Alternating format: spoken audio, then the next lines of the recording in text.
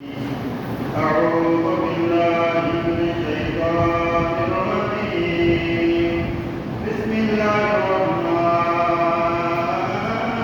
الرحيم الحمد لله رب العالمين والصلاة والسلام على أشرف الأنبياء والمرسلين وعلى آله وصحبه أجمعين أما بعد فقد قال الله تعالى في شأن المؤمنين آمنوا بها إن الله وملائكته يصلون على النبي يا أيها الذين آمنوا صلوا عليه وسلموا تسليما صلى الله على سيدنا محمد وآله وصحبه وسلم على سيدنا محمد وآله وصحبه وسلم يا رسول الله عليكم السلام يا صلاة يا رسول الله عليكم السلام يا رسول الله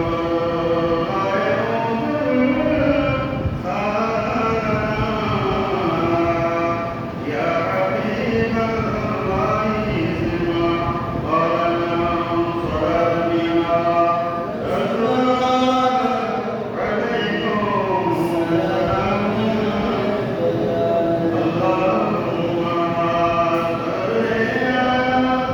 سيدنا محمد وعلى آله سيدنا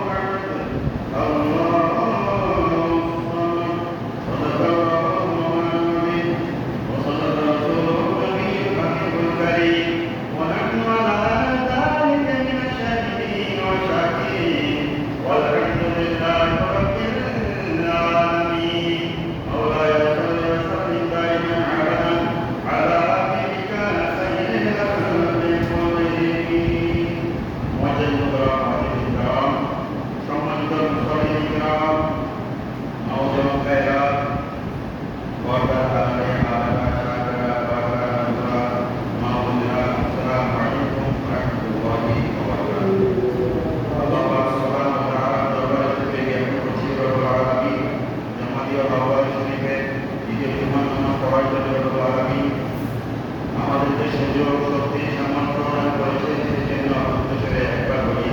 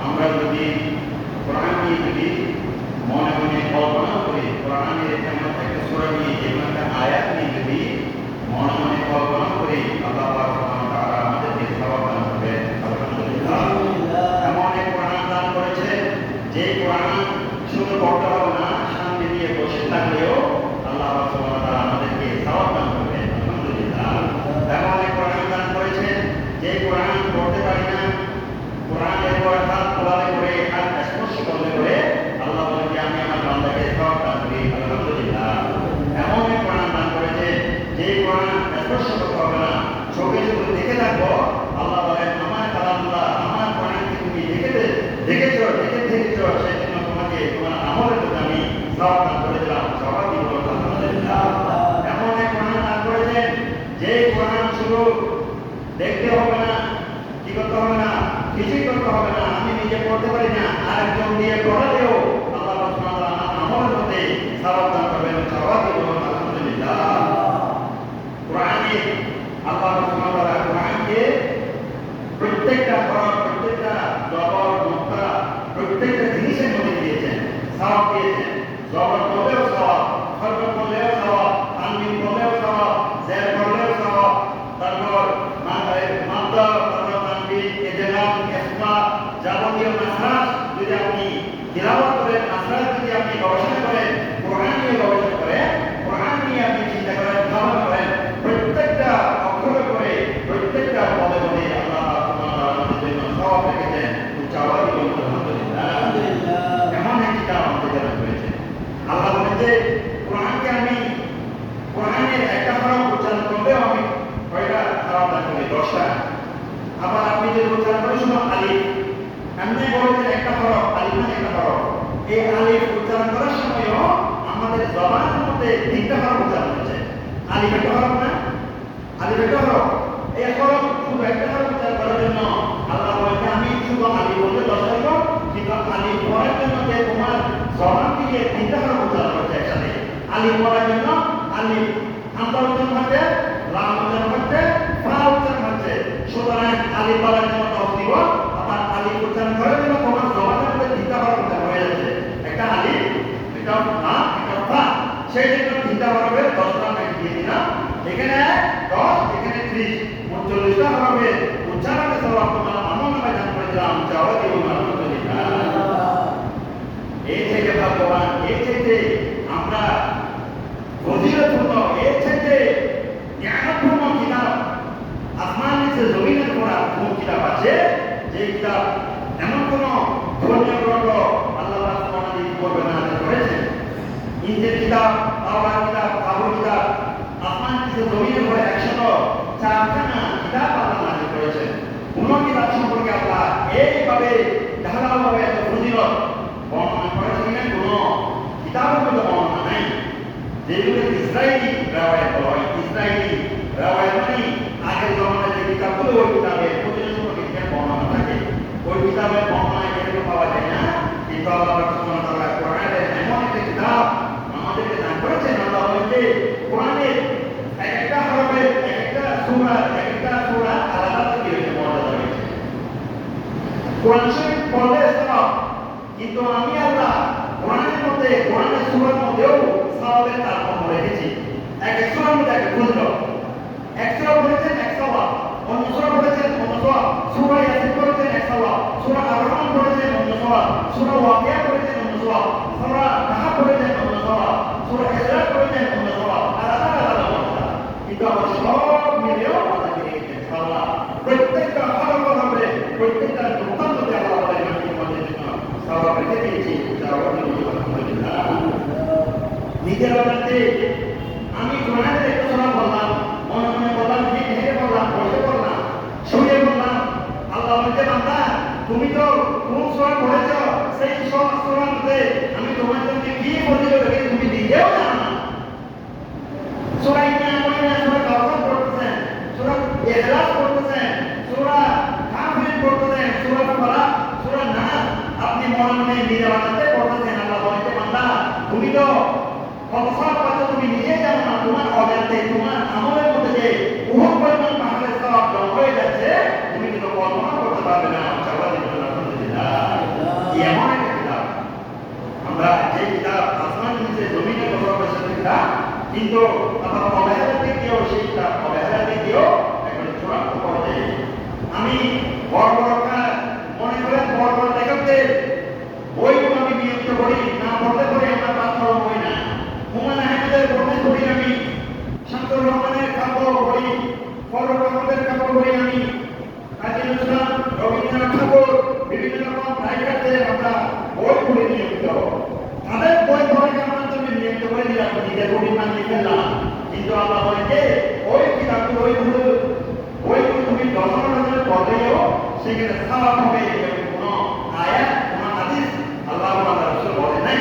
কিন্তু আসমান নিচে জমিনের উপর যে কোরআন আল্লাহ নাযিল করেছেন, এই কোরআন থেকে আপনি ধরলেও, চিন্তা করলেও, স্পর্শ করলেও, না করলেও, যে ডাকলেও, হাত তোলালেও, প্রত্যেকটা আমলের মধ্যে আল্লাহ রেখেছেন, সওয়াব রেখেছেন। সেই কিতাবটা কিন্তু আসমান নিচে জমিনের উপর বেশি অভেদ হয়ে আছে। যাওয়ার জন্য নজরিল্লাহ।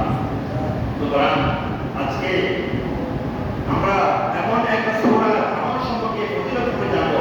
প্রত্যেকটা সূরা আলাদা আলাদা ফজিলত রয়েছে, কিন্তু যে সূরাটা একেবারে সহজ, প্রত্যেকটা ব্যক্তি একটা ছোট বাচ্চা থেকে নিয়ে বৃদ্ধ পর্যন্ত প্রত্যেকের এই সূরাটা মুখস্থ থাকে, সেই সূরাটা হলো সূরাতুল ইখলাস। যাওয়ার জন্য আলহামদুলিল্লাহ। কোরআনের মধ্যে একটা আযীম শান ফজিলতপূর্ণ একটা সূরা, যে সূরাটা একটা সহজ, যেগুলো কেউ হাঁটতে বলতে উঠতে ঘুমাতে যেগুলো পড়লে প্রত্যেক মানুষ এই সূরাটা পড়তে পারে। এই সূরাটার অসংখ্য হাত কিরোতে ফজিলত রয়েছে, পর্যায়ক্রমে অনেক সূরা, সব সূরা আমরা জানবো না। আমরা কয়েকটা সূরা যেগুলো আমরা নিয়মিত পড়তে পারি, নিয়মিত পড়তে পারি, আমল করতে পারি, সওয়াব আমল করলে পরে আমাদের সওয়াব আমলের ঝুলি বাড়ি হবে। এবং একটা সওয়াব হলো এই সূরার মধ্যে সূরাতুল ইখলাস। যাওয়ার জন্য আলহামদুলিল্লাহ। أنس بن مالك رضي الله تعالى عنه জলিল কদর সাহাবী হযরত আনাস রাদিয়াল্লাহু তাআলা আনহু বর্ণনা করেন, قال رسول الله صلى الله عليه وسلم حتى رسول جناب محمد رسول الله صلى الله عليه وسلم বলেন, মান করা যেই ব্যক্তি তিলাওয়াত করলো কুল হুয়াল্লাহু আহাদ 50 মাররা,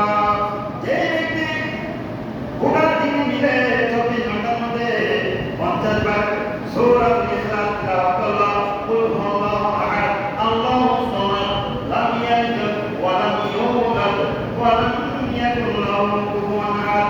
এই ব্যক্তি দৈনিক 24 ঘন্টার মধ্যে 50 বার সূরাতুল ইখলাস তিলাওয়াত করলো, গফরাল্লাহু যুনুবা 50 সানাতা। ওই ব্যক্তি যদি 50 বছর হায়াতে জিন্দেগি পেয়ে থাকে, আল্লাহ রহমান বলেন আমার ওই বান্দা 50 বছরের গুনাহ আমি নিশ্চয়ই মাফ করে দিলাম। আলহামদুলিল্লাহ। দেখেন এই হাদিসের সুনানে দারিমি 3481 নং হাদিস। সুনানে দারিমিটা এটা অত্যন্ত জটিলতার একটা হাদিস গ্রন্থ। ওই গ্রন্থের মধ্যে আল্লাহ রাসূল বলেন, যে ব্যক্তি সূরাতুল ইখলাস দৈনিক 24 ঘন্টার মধ্যে 50 বার পড়লো, ঠান্ডা বসা উঠা শয়নের সামনে যেভাবে থাকো 50 বার মিলিয়ে যদি তিলাওয়াত করে থাকে, আল্লাহ রাসূল বলেন আল্লাহ ওই বান্দার 50 বছরের গুনাহ নিশ্চয়ই মাফ করে দিবেন। যাওয়ার জন্য আলহামদুলিল্লাহ। দেখেন কেউ বর্ণনা করেছেন, অনেকে বলেছেন কুল হুয়াল্লাহু আহাদ সূরা কি ছোট একটা সূরা পড়লে না আমাদের কি কত আসর হবে, অথচ এই সূরার মধ্যে আল্লাহ কত সওয়াব রেখেছেন। দেখেন এটা আমরা ঠান্ডা বসা একেবারে সবসময় ওযু লাগবে কোনো কথা নয়। ওযু শব্দ হচ্ছে কোরআন স্পর্শ করার জন্য, তাওয়াব করার জন্য ওযু শব্দ, নামাজ পড়ার জন্য ওযু শব্দ, তারপর কি করার জন্য কোরআন তেলাওয়াত করার জন্য। এই কোরআন তেলাওয়াত করার জন্য আপনি যদি কোরআন সূরা মুখস্থ থাকে তাহলে ওযু লাগবে না। ওযু ছাড়া আপনি সব ইবাদত করতে পারবেন, জিকির করতে পারবেন। কোরআন তেলাওয়াত যদি মুখস্থ থেকে মুখস্থ করতে পারবেন, কিন্তু যদি আপনি মুখস্থ না থেকে পড়ে পড়তে হবে, কোরআন স্পর্শ করতে হবে, তখন আপনাকে কি করতে হবে? অবশ্যই ওযু করতে হবে। অনেকে অজুহাত দেখায় যে আমার ওযু থাকে না, সেজন্য আমি করি না। ওযু না থাকলে আপনি জিকির করতে পারবেন, ঠান্ডা বসায় আপনি দরুদ পড়তে পারবেন, আপনি কোরআন যদি মুখস্থ থেকে পড়তে পারবেন, কোনো সমস্যা নেই। ওযু লাগে যে কিছু ইবাদত রয়েছে, নামাজের মধ্যে ওযু লাগে অবশ্যই। তারপর কি করার জন্য? কোরআন তেলাওয়াত করার জন্য এই সমস্ত কিছু ইবাদত রয়েছে যেগুলো জন্য বাধ্যতামূলক ওযু লাগবে। তাওয়াব করার জন্য তাওয়াব ছাড়া ওযু ছাড়া তাওয়াব করতে পারবেন না। এরকম কিছু ইবাদতের জন্য কিন্তু আপনি সূরাতুল ইখলাস ঠান্ডা বসা যেখানে যেখানে যেন আপনি তেলাওয়াত করতে পারবেন। যাওয়ার জন্য আলহামদুলিল্লাহ। এমনকি জরুরি অবস্থায় আপনি কোরআন তেলাওয়াত করতে পারবেন, কোনো সমস্যা নেই।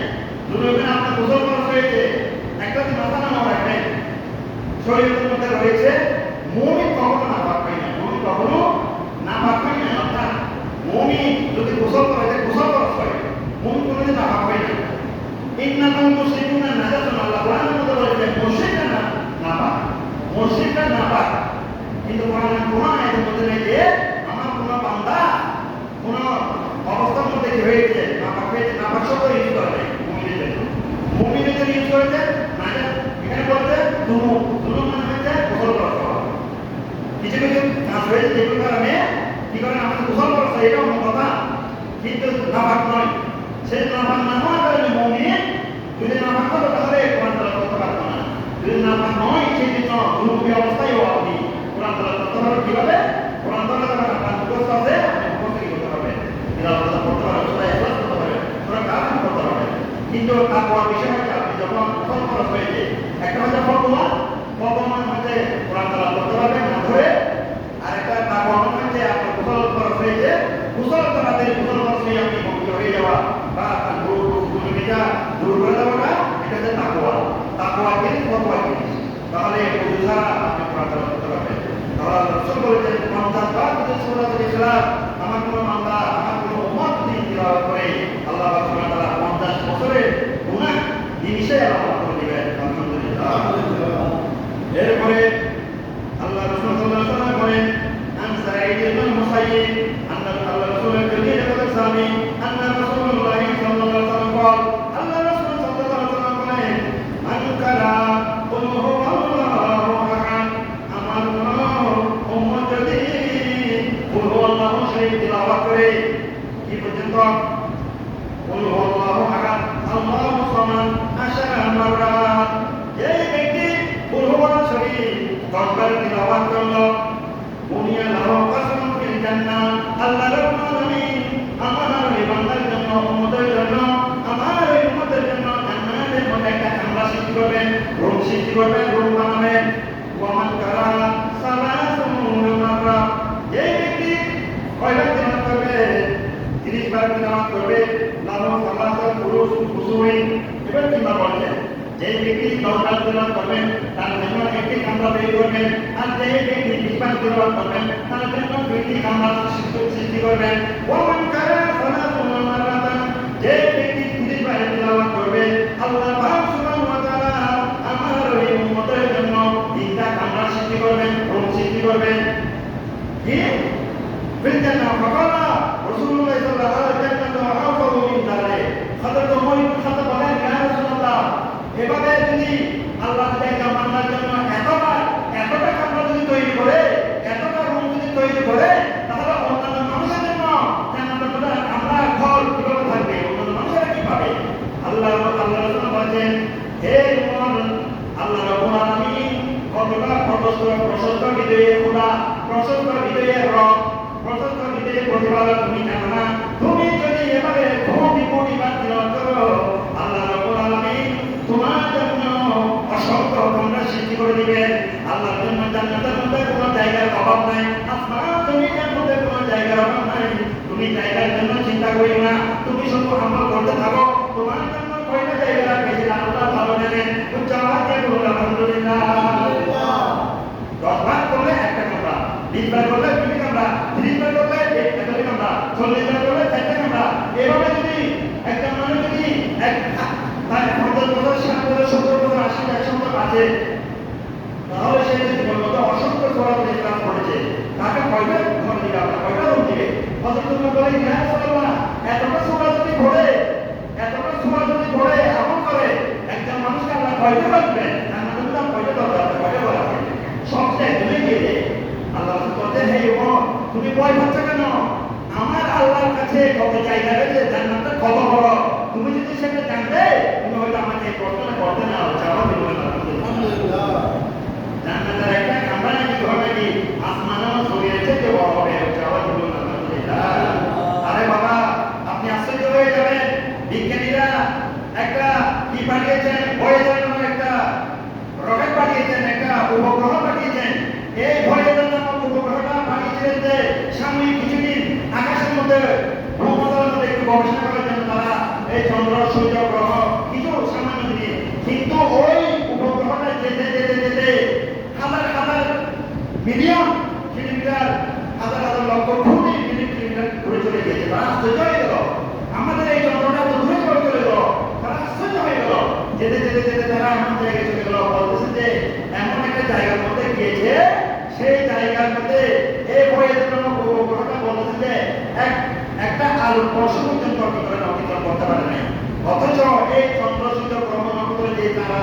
আমরা দেখতে পাচ্ছেন এই তারাগুলো এখান থেকে হাজার হাজার কোটি আলো বর্ষণ করে যাওয়া দিব আলহামদুলিল্লাহ। এক আলো বর্ষণ মানে আলো এক সেকেন্ডের মধ্যে যতটুকু যায় তাকে বলা হয় এক আলো বর্ষণ। অর্থাৎ এক সেকেন্ড আলো মাত্র 3 লক্ষ কিলোমিটার দূরে চলে যেতে পারে। আলোর এত গতি এক সেকেন্ডের মধ্যে 3 লক্ষ কিলোমিটার দূরে চলে যেতে পারে। আর এক আলো বর্ষ মানে এই এক সেকেন্ডে 3 লক্ষ কিলোমিটার যেতে যেতে 1 বছরে যতটুকু জায়গা যাবে তাকে বলা হয় এক আলো বর্ষ। 1 বছরে যা যাবে 1 সেকেন্ডে যদি 3 লক্ষ কিলোমিটার যেতে পারে, এই আলোটা এক বছরে 365 কত দূরে যাবে, এতটুকু যাওয়া বলা হয় এক আলো বর্ষ। অথচ আল্লাহ পাক যে তারকাগুলো রেখেছেন, যে গ্যালাক্সি ছায়াপথ বিহারিকা রেখেছেন, এগুলো হাজার হাজার কোটি আলো বর্ষ দূরে। আপনি আশ্চর্য হয়ে যাবেন আমাদের যে সূর্য, যে আমরা আমাদের এই উপগ্রহের মধ্যে আমাদের গ্রহ নক্ষত্রগুলো যে গ্যালাক্সির মধ্যে রয়েছে সেটাকে বলা হয় মিল্কি ওয়ে। এই মিল্কি ওয়ে হচ্ছে একটা আকাশগঙ্গা মানে গ্যালাক্সির সামান্য একটা ছোট, এই সামান্য ছোট একটা গ্যালাক্সির মধ্যে আমাদের যে গ্যালাক্সির মধ্যে আছে এটার মধ্যে নাকি 4,000 কোটি নক্ষত্র রয়েছে। আলহামদুলিল্লাহ। এই নক্ষত্র এই গ্যালাক্সির মধ্যে সামান্য গ্যালাক্সির মধ্যে যদি এত নক্ষত্র থাকতে পারে তাহলে পূর্ণাঙ্গ গ্যালাক্সির মধ্যে কতগুলো নক্ষত্র গ্রহ রয়েছে। আর এরকম আকাশের মধ্যে নাকি 1,000 কোটি গ্যালাক্সি রয়েছে। আলহামদুলিল্লাহ। এই যে পৃথিবীতে করতেছে এই তারকা, এই তারাগুলো নাকি আমাদের সূর্যের চাইতে কোটি গুণ বড়। এই তারাগুলো, যে তারাগুলো আপনি ছোটবেলা থেকে মিটিমিটি করতে করে দেখতেছেন, এগুলো সূর্যের চাইতে নাকি কোটি কোটি গুণ বড়। আর সূর্য হচ্ছে আমাদের পৃথিবী থেকে 13 লক্ষ গুণ বড়। আলহামদুলিল্লাহ। তাহলে ভগবানকে প্রশ্ন করেন, হে আল্লাহর রাসূল, একজন মুমিন বান্দাকে যদি 10 বার সূরাতুল ইখলাস পড়ার কারণে যদি তাকে যদি এতটুকু জান্নাতে ঘর দেওয়া হয়, তাহলে অন্যান্য মুমিনরা কি পাবে? অন্যান্য নবীর উম্মতদেরকে কি দেওয়া হবে? আল্লাহ রাসূল বলেন, হে উম্মত, তুমি চিন্তা করিও না, তোমার আল্লাহ কতটুকু জায়গা রেখেছে আসমানের মধ্যে জমির মধ্যে, তুমি তোমার কল্পনা করতে পারবে না। আলহামদুলিল্লাহ। হয়তো হযরত উমর সেই জমানার মধ্যে এত টাকা রাজি গ্রহ নক্ষত্র ওই তীরগুলি এতগুলো হয়তো বুঝবে না, সেটা তাকে সংক্ষেপে বলে দিয়েছে, তুমি চিন্তা করিও না, তোমার রব অতি প্রশস্ত, তোমার রবের জন্য জায়গা অতি প্রশস্ত, তোমার রবের অন্তর ফলক অতি প্রশস্ত। আলহামদুলিল্লাহ। সুতরাং সূরাতুল ইখলাস যদি আমরা করি এই ফজিলত আল্লাহ দান করবে। এরপরে হযরত আনাস ইবনে মালিক রাদিয়াল্লাহু তাআলা বলেন, قال رسول الله صلى الله عليه وسلم من قرأ قل هو الله احد, আল্লাহর নবীর কোন উম্মত যদি সূরা ইখলাস তেলাওয়াত করলো ফাকান্নামা করাআ সালুল কুরআন। যে ব্যক্তি কুরআন মাজিদের ছোট একটি সূরা সূরাতুল ইখলাস একবার তেলাওয়াত করলো, পাঠ করলো, আল্লাহ রাসূল বলেন আমার ওই বান্দা যেন কুরআনকে পাঠ করে ঠিকঠাক বরাবর এক অক্ষর তেলাওয়াত করে ফেললো, তো জামাত দিব আলহামদুলিল্লাহ। আপনি কত কোরআনকে ঠিকঠাক করেন 6,600 একে ঠিকঠাক করেন, কিন্তু 3 দিয়ে ভাগ দিবেন, যে ভাগ করবে যতগুলো আয়াত করবে ওই আয়াত ঠিকঠাকের একবার আয়াত তেলাওয়াত করলে আপনাকে যতগুলো বন্ধ রয়েছে ফারাক রয়েছে, যতগুলো জবর দেয় নুকতা রয়েছে, ওই নুকতাগুলো তেলাওয়াত করলে যতগুলো সওয়াব আপনার আমলনামায় দান করবে আল্লাহ। আল্লাহ বলেন আমার কোন উম্মত যদি একবার শুধু সূরাতুল ইখলাস তেলাওয়াত করলো, আল্লাহ সুবহানাহু ওয়া তাআলা কোরআন মাজিদকে ঠিকঠাক করে একবার সওয়াব তার আমলনামায় দান করে দিবেন। আলহামদুলিল্লাহ। এগুলোকে আমার নিজের কথা নয়, এগুলো সুনানে তিরমিজি ইতিহাস তার অন্যতম কিতাব সুনানে তিরমিজি শরীফের মধ্যে এই হাদিস রয়েছে। তাহলে দেখে যাই, কল্পনা করা যায় না আমরা হাঁটতে বসতে কতগুলো আমল করতে পারি। আমরা হাঁটতে বসতে বিভিন্ন খারাপ চিন্তা ভাবনা করে চিন্তা পেরেশানি না করে যদি হাঁটা বসা চলা ফেরা উঠা বসে যদি আমরা কোরআনের ছোট্ট ছোট্ট সূরাগুলো যদি তিলাওয়াত করতে থাকি, আমাদের অজান্তেই আমাদের আমল নামায় আল্লাহ কতটুকু সওয়াব দান করবে, সেগুলো মৃত্যুর পর কবরে যখন সেই খবর তখন আমরা বুঝতে পারবো। আলহামদুলিল্লাহ। সুতরাং ছোট্ট ছোট আমল মানে এইভাবে অসংখ্য সূরার অসংখ্য ফজিলত। আল্লাহ বলেন আমি কোরআনের মধ্যে এক এক সূরায় এক এক ফজিলত দান করেছি। সূরাতুল ইয়াসিন এক ফজিলত, সূরাতুল আররাহমান এক ফজিলত, সূরাতুল ইখলাস এক ফজিলত, সূরাতুল ওয়াকিয়া এক ফজিলত, সূরাতুল তাহা এক ফজিলত, সূরা কাফ এবং সূরা ফালাক, সূরা নাস এক এক সূরা এক এক দিয়েছি ফজিলত ঘোষণা করেছি। এক এক সূরা এক এক সওয়াব আমাদের আমলনামায় আল্লাহ তাআলা বলবেন। জবাব দিব আলহামদুলিল্লাহ।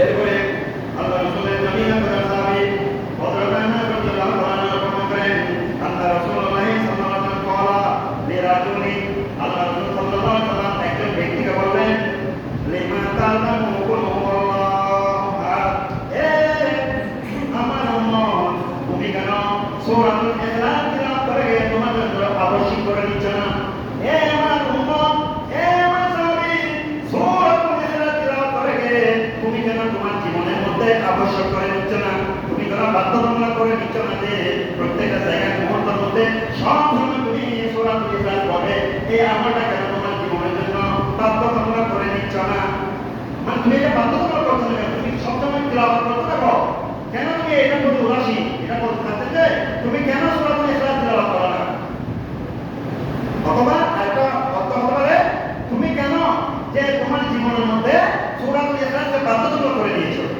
দুইটা অর্থ হতে পারে অথবা যে তুমি কেন তোমার জীবনে অর্থাৎ এটা একটা বিরোধী ঘটনা রয়েছে কোন একজন এই সাহাবী সবসময় সূরাতুল ইখলাস যেখানে যায় সেখানে সূরাতুল ইখলাস তিলাওয়াত করে যেখানে যায় নামাজের মধ্যে তিলাওয়াত করে এমন তিলাওয়াত করে যেখানে যায় অন্যান্য সাহাবীরা আল্লাহ রাসূল বলেন ইয়া রাসূলুল্লাহ আপনার ওই সাহাবী সবসময় থেকে সূরাতুল ইখলাস তিলাওয়াত করে কোরআনের মধ্যে এমন সময় নাই সূরা কাফিরুন নাই সূরা ইখলাস নাই সেখানে সবসময় সূরাতুল ইখলাস তিলাওয়াত করে এবং অভিযোগ করে তখন আল্লাহ রাসূল জিজ্ঞেস লিমা আল্লামা যে সূরাতুল ইখলাস তুমি কেন সূরাতুল ইখলাসকে তোমার জীবনের জন্য আবশ্যক করে দিয়েছো বলা রাজুলু ওই ব্যক্তি বলো উহিব্বুহা ইয়া রাসূলুল্লাহ হে আল্লাহর রাসূল সূরাতুল ইখলাস আমি খুব ভালোবাসি খুব মায়া করে মহব্বত করে ভালোবাসি জবাব দিল আলহামদুলিল্লাহ সূরাতুল ইখলাস তিলাওয়াত করা আমার খুব ভালো লাগে আমার কিছু বেশি ভালো লাগে আমার মহব্বত লাগে কেন যেন আমার অন্তরটা প্রশান্তি পেয়ে যায় শান্তি হয়ে যায়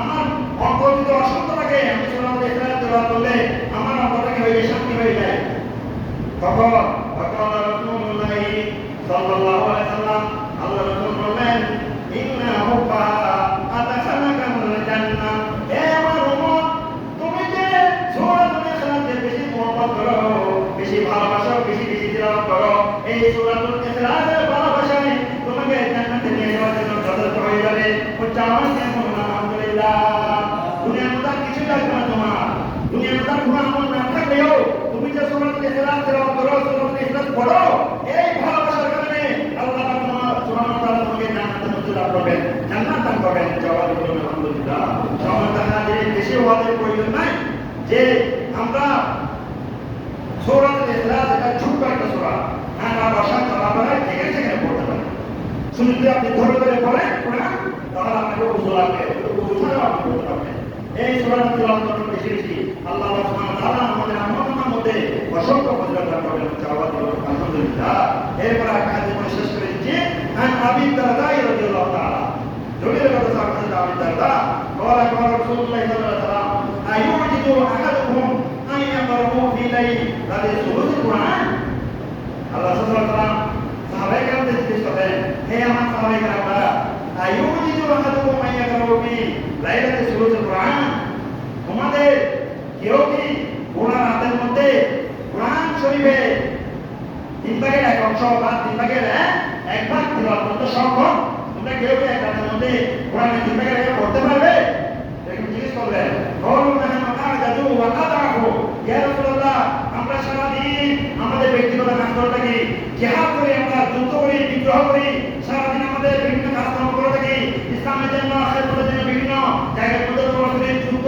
বিদ্রোহ করে ব্যস্ত থাকি ইয়া রাসূলুল্লাহ রাত যখন হয়ে যায় আমরা ক্লান্ত হয়ে যাই ঘুমন্ত হয় সেই সাথে ওঠে তাহাজ্জুদ নামাজ পড়তে হয় বিভিন্ন ইবাদত করতে হয় ইয়া রাসূলুল্লাহ আমরা তো প্রত্যেকদিন কোরআনের জিন্দাগি এক অংশ তিলাওয়াত আমাদের জন্য সম্ভব না আমরা দুর্বল আমরা পারবো না বাকালা আল্লাহ রাসূল বললেন ইন্নাল্লাহা সাদ্দাল কুরআন সালাসাতা আজদাই এ সাহাবায়ে কেরামরা তোমরা যখন অপারগতা প্রকাশ করতে পারবে না বলছো আল্লাহ পাক সুবহানাহু ওয়া তাআলা তোমাদের জন্য ফজিলত রেখেছেন কিভাবে আল্লাহ পাক সুবহানাহু ওয়া তাআলা কোরআনকে তিন ভাগে ভাগ করেছেন ফাজালাকুম হুয়াল্লাহু আহাদ সুলুসাল কুরআন যে ব্যক্তি কোরআন মাজিদের থেকে রাতের যে কোনো এক সময়ের মধ্যে সূরাতুল ইখলাস একবার তিলাওয়াত করে নিল আল্লাহ পাক সুবহানাহু ওয়া তাআলা আমার ওই উম্মতের জন্য আমার জন্য আমার ওই উম্মতের আমলের মধ্যে কোরআনের তিন ভাগে একটা দান করে দিবেন উচ্চারণ যে কোনো আলহামদুলিল্লাহ। সুতরাং আমি বলতে চাচ্ছি আমরা বেশি আমল করতে পারি না। সাহাবায়ে কেরাম যদি এই অপরাধ আসলে এত ইমানের অধিকার হওয়ার পরেও যদি তারা আল্লাহ রাসূলের অপরাধ করে ইয়া রাসূলুল্লাহ সারাদিন যুদ্ধ বিগ্রহ নিয়ে ব্যস্ত থেকে ইয়া রাসূলুল্লাহ আর মনে আমাদেরকে এত বড় আমল চাপিয়ে দিতে যে কত হবে তোমাদেরকে তেলাওয়াত এবং চাপিয়ে দেন আল্লাহ রাসূল বলেন কোনো সমস্যা নাই। আল্লাহ তোমাদেরকে ইহসান করেছে, দয়া করেছে। আল্লাহ কোরআনকে ঠিকঠাক পাঠ করেছে। যে ব্যক্তি আমার উম্মতের মধ্যে যে ব্যক্তি কোরআনে সূরা ইখলাস তেলাওয়াত করে নিতে পারে আল্লাহ পাক সুবহানাহু ওয়া তাআলা তাকে কোরআন মাজিদের ঠিকঠাক একটা তেলাওয়াত করা সমপরিমাণ সওয়াব তার আমল নামা দান করে দিবেন। জবাব দিবেন আলহামদুলিল্লাহ। সমাধান হাতে এভাবে অসংখ্য সূরা ইখলাস সূরা কাফিরুন সূরা এই ফালাক নাস এভাবে প্রত্যেকটা সূরা আলাদা আলাদা রয়েছে, ফজিলত রয়েছে। আবার কোন কোন সূরা বিশেষ অংশ সূরাতুল বাকারা শেষে পড়ে সূরাতুল নাস শেষে আয়াত তারপরে বিভিন্ন সূরা কিছু কিছু অংশকে আল্লাহ রাসূল দিয়েছেন, ফজিলত দিয়েছেন। এগুলো সামনে কোরআন শোনা আলোচনা হবে ইনশাআল্লাহ। আমরা যা জানলাম সূরাতুল ইখলাস সম্পর্কে আমরা বসাই আমরা এই সূরাতুল ইখলাস তেলাওয়াত করার জন্য চেষ্টা করব। এটা আমাদের আমলের মধ্যে একেবারে বাধ্যতামূলক করে দিব যে সূরাতুল ইখলাস রাতে দিনের মধ্যে আমরা যে কোনো সময় এই সূরাটা তেলাওয়াত করব। কোরআন না করে যদি আমরা মুখস্থ করতে পারি আমরা সবাই জানি আলহামদুলিল্লাহ। এমন কোনো ছোট বাচ্চা বলেন মুরব্বী বলেন এমন কোনো আমার মুরব্বীরা আমার এই বাবারা ভাইয়া নাই যে সূরাতুল ইখলাস পারে না, সবাই পারে। ওটা একটু শুদ্ধ থাকতে পারে, চেষ্টা করবেন। আর আপনারা যখন যারা তেলাওয়াত করে হাফেজরা যখন তেলাওয়াত করে নামাজের মধ্যে খেয়াল করবেন কিভাবে উচ্চারণ করতেছেন, খেয়াল করে কিছু করে মানুষের চাইতে সর্বশ্রেষ্ঠ আল্লাহ কোনো কারণে সৃষ্টি করে না, সেই জন্য খেয়াল করবেন কিভাবে তেলাওয়াত করে হাফেজ সাহেবরা এভাবে চেষ্টা করবেন। আলহামদুলিল্লাহ।